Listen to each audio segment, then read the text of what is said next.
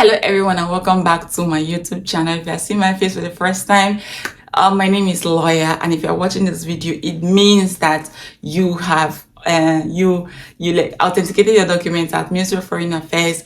You authenticated them at you authenticated your documents at Ministry of Education, authenticated them at Ministry of Foreign Affairs, and then you also legalized them as the ministry at the Russian embassy, and now you want to apply for visa. Yeah, so congratulations. I mean, it's not an easy feat, a lot of hard work would go into running around and everything. So now you want to know what and what you need for your application, for your visa application. Yeah. So how does applying for visa go at the Russian embassy? Is it very hard? What kind of questions do you get? Are you asked and all of that? So if that is the video you're looking for, then look no further. Let's go. Alrighty, so after you legalize the documents, like I told you in the last video, you have to apply for visa. Yeah, in applying for visa, what you need to do, first of all, fill the form on the Russian embassy portal. It's very easy. Just choose the name of the university you're going to, the address of the university, and all. So when you're going there to the Russian embassy, that visa number that was given to you at the Russian embassy, yeah, you're going to write it on the document. That's why it's very important for you to have your visa number before going to the Russian embassy. At first, I didn't have my visa number. It was during COVID, so a lot of things were happening. I didn't have my visa number on time. I think my visa number came out in November. Yeah, and I had some of my mates were having their visa numbers in August, in September, in October. The borders are not open on time, so some were having in September, in October. I didn't have my visa number until November. You must have imagined the kind of mental stress I had gone through, because you'll be thinking, why is the one different and all of that. I was in that position. So the school told me that I could just go to the embassy and just process it. I went to the embassy I'm from Benue. I went to the embassy from Benue to Abuja after spending all my resources I didn't even have at the time. And I arrived there, and the embassy told me that I didn't have a visa number, so they could not do anything. Just imagine. Yeah, so the visa number will have to be out before you talk about applying for visa. So you're going to fill the form on the Ministry or on the Russian embassy, and then Russian embassy portal. Yeah, then you will now put the visa number as well and print it out.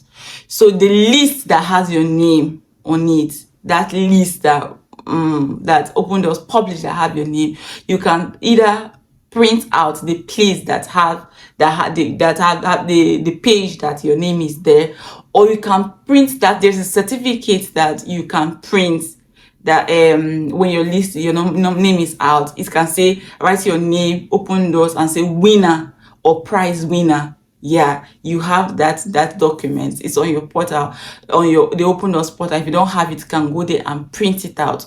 So you can also print that one out and take it to the embassy. So those are the documents you need. Just the one you applied, you printed, the form you filled on the Russian embassy portal, or that list or the certificate from Open Doors showing that you are a winner or prize winner, and then your document that you legalize. That is all. So when you go there, they do not, as a scholarship student, they do not ask you anything. Like, they ask you literally little to nothing. For me, they didn't ask me anything. They just collected my document. They didn't even say good morning. I said good morning. The man did not even respond to me. He just collected my documents and asked me, and then they asked me to come back and get my visa. Hula, I got my visa. But for some people, they just ask you that maybe you switched maybe you want to from chemistry to material science. They could ask you that why. It's not in a way to reject you. They just want to know, and because as a scholarship student you have done everything, and there's no way they could reject your visa. Although I'm hearing now that sometimes they reject your visa. It could be because of document issue and all, but we never had to face that issue. Yeah. So that is it. You get to be asked very little or no questions. Yeah, little or no questions, because you've done everything you need to do already.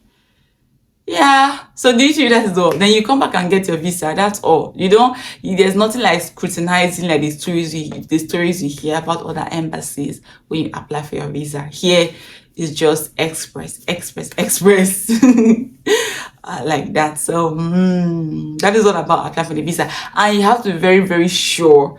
You have to make sure that you photocopy everything you need to photocopy before going to the Russian embassy, because the closest embassy there, I think there's Indian embassy there. If you go there to publish, it can tell you 1,000 naira per document. I don't know, at that time it was so expensive for us. I don't know how much they may charge you for it now. So just make sure that you have everything you need to have, and your passport as well, because if you don't have passport, you go to that Indian embassy or those embassies there to one, and because they don't do that at the Russian embassy, except now they don't do that, but they do that in front of the Indian embassy, because I went to Indian embassy that time to one and take passport because I've forgotten my passport. No, to photocopy, to print that winners or prize winners something. I didn't print it out, and I had to go and print it out, and they were calling money for me.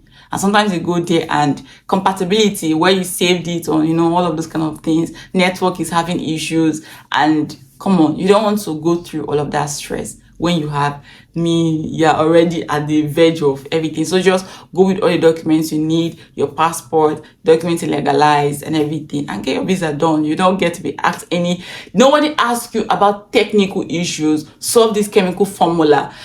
Do you have an account? Except you are going there, you're sponsoring yourself, but you're a scholarship student, so nobody asks you about how much you have in your bank account. No, see, you don't even need to have any money in your account to come for Okudo scholarship. If like go and borrow.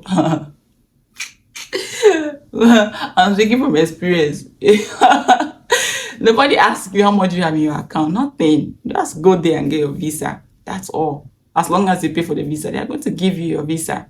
So it's that easy to apply to get your visa at the Russian embassy. Just have in mind that now a lot of people are now coming to Russia. A lot of people are coming to Russia. So the queues are now more, and everything. So just go with everything you think you might be needing at the Russian embassy and get your visa done.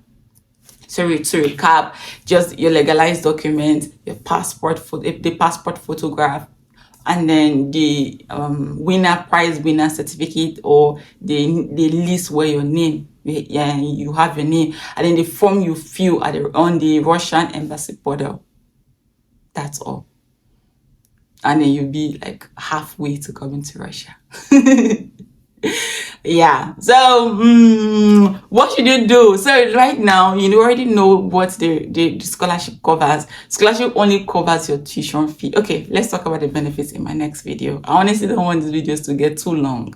All right, so come with me.